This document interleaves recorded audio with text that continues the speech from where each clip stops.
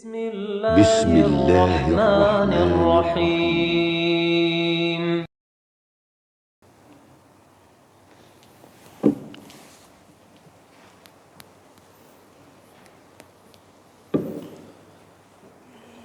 Innal hamdalillah nahmadullahi subhanahu wa nasta'inuhu wa nastaghfiruh wa na'udzu billahi min shururi anfusina wa min sayyiati a'malina may yahdihillahu fala mudhillalah wa may yudlil fala hadiyalah.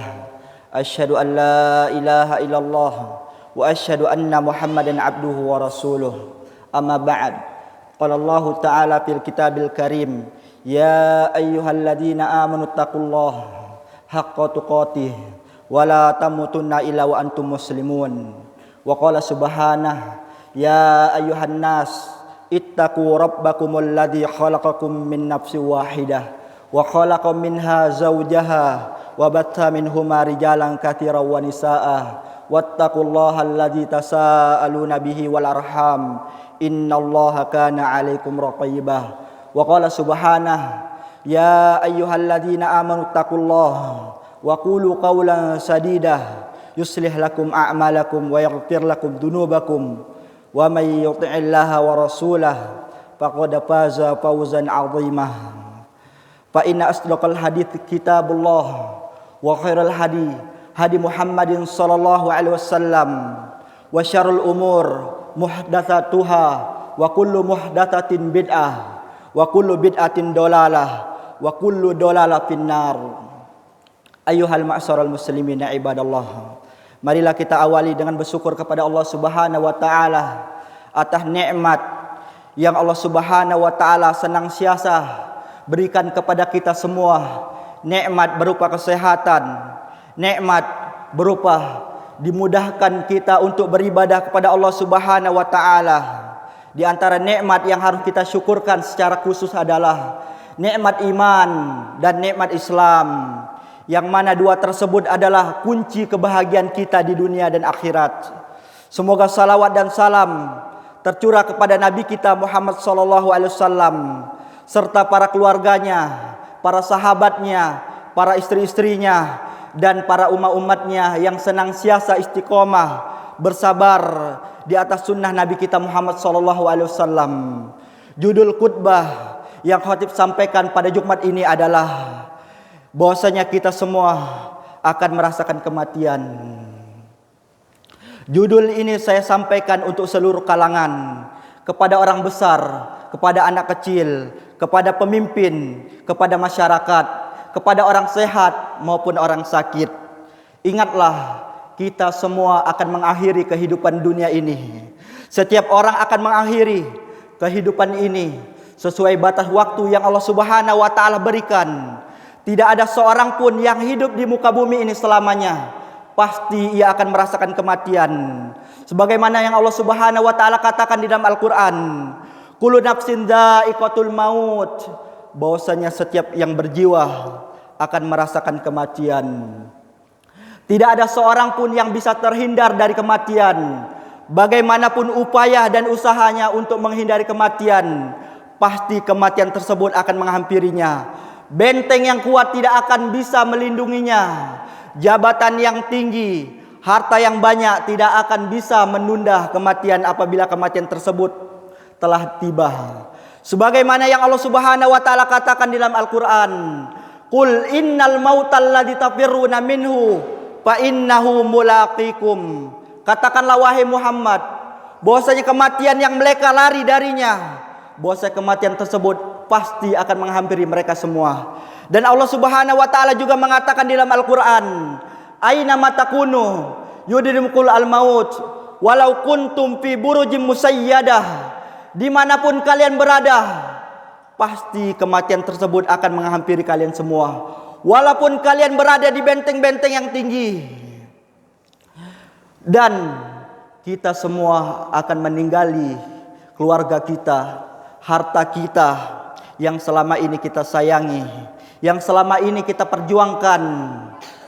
Sebagaimana yang diriwayatkan Imam Bukhari dan Imam Muslim dalam kitab sahihnya dari sahabat yang mulia Anas bin Malik radhiyallahu taala an, Yatba'ul mayit talatatun ahluhu wa amalu wa maluhu fayarji'u itsnain wa yabqa wahid yarji'u ahlu wa maluhu wa yabqa amaluhu. Apabila seorang hamba hendak dimasukkan ke liang lahat, apabila seorang hamba hendak dimasukkan di dalam kubur, maka ada 3 perkara yang akan bersamanya. Maka ada 3 perkara yang menyertainya: keluarganya, hartanya, amalnya. 2 perkara akan kembali dan 1 perkara akan bersamanya di alam kubur. Keluarganya, hartanya akan kembali. Amalnya lah yang tersisa, yang bersamanya kelak di alam kubur. Ayuhal ma'syarul hadirin rahimani wa rahimakumullah. Perhatikanlah hadis yang mulia, bahwasanya Nabi kita Muhammad sallallahu alaihi wasallam mengabarkan apabila seorang hamba hendak dimasukkan ke liang lahat, maka ada 3 perkara yang akan bersamanya kelak, dan 2 perkara akan kembali, dan 1 perkara lah yang akan bersamanya kelak di alam kubur. Akan tapi selama ini amal solehlah yang selama ini disia-siakan seorang hamba. Berapa banyak mereka mengorbankan akhirat demi dunia. Lihatlah, manakala azan berkumandang, hayya 'alas shalah, hayya 'alal falah, lihatlah berapa banyak yang masih menunda-nunda solat. Berapa banyak yang meninggalkan solat, Al-Quran yang semestinya kita baca. Akan tapi kita justru disibukkan oleh perkara-perkara dunia hingga kita tidak memiliki waktu untuk membacanya. Ayuhal ma'syaral muslimin ibadallah, ketahuilah bahwasanya kematian ini datang secara tiba-tiba. Tidak ada seorang pun yang mengetahui kapan kematian datang padanya. Bahwasanya kematian ini datang secara tiba-tiba. Sebagaimana yang Allah Subhanahu wa taala katakan di dalam Al-Qur'an, "Wa ma tadri nafsum madza taksibu ghadan, wa ma tadri nafsum bi ayyi ardin tamut." Tidak ada seorang pun yang mengetahui apa yang terjadi di esok hari, dan tidak ada seorang pun yang mengetahui di bumi mana ia akan mati. Di dalam ayat yang mulia ini Allah Subhanahu wa taala mengabarkan bahwasanya tidak ada seorang pun di bumi ini yang mengetahui apa yang terjadi pada urusan kita esok hari. Dan kita tidak mengetahui apakah kita masih hidup, apakah kita masih hidup atau sebaliknya. Dan Allah Subhanahu wa taala mengabarkan di dalam ayat ini, tidak ada seorang pun yang mengetahui kapan ia mati, apakah di pagi hari, apakah di siang hari, apakah di malam hari, apakah di subuh hari. Ketahuilah bahwasanya kematian ini datang secara tiba-tiba. Oleh karena itu, segeralah kita bertaubat kepada Allah Subhanahu wa taala dengan beramal soleh dan mendekatkan diri kepada Allah sebelum datang ajal kita. Aku qouli hadza astaghfirullah li wa lakum, innallaha ghafurur rahim.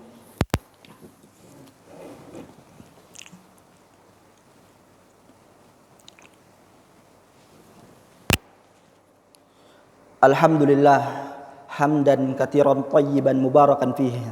Asyhadu an la ilaha illallah wa asyhadu anna Muhammadan abduhu wa rasuluh. Amma ba'd. Ayuhal ma'syaral muslimin ibadallah. Kita baru saja mendengar khutbah yang pertama, bahwasanya kita semua akan merasakan kematian. Tidak ada seorang pun yang bisa terhindar dari kematian. Pasti ia akan menghampiri. Pasti kematian akan menghampiri mereka semua. Dan kita akan meninggali keluarga kita dan harta-harta kita. Akan tapi pertanyaannya, amal apa yang telah kita persiapkan untuk kembali kepada Allah? Amal apa yang telah kita persiapkan untuk kembali kepada Allah Subhanahu wa taala? Apakah kita merasa cukup dengan amal kita yang saat ini? Merasa aman dengan amal kita saat ini? Lihatlah kisah yang diriwayatkan oleh jam'un minal ulama. Kisah yang berkisah sahabat yang mulia Abu Hurairah radhiyallahu taala an. Lihatlah apa yang ia katakan manakala sakratul maut hendak menghampirinya. Qillatuz zat wa turut tariq, sedikitnya bekalku dan panjangnya kehidupan yang aku tempuh. Lihatlah bagaimana kekhawatiran sahabat yang mulia Abu Hurairah yang menghabiskan waktunya untuk berjihad kepada Allah, yang menghabiskan waktunya untuk berdakwah kepada Allah Subhanahu wa taala.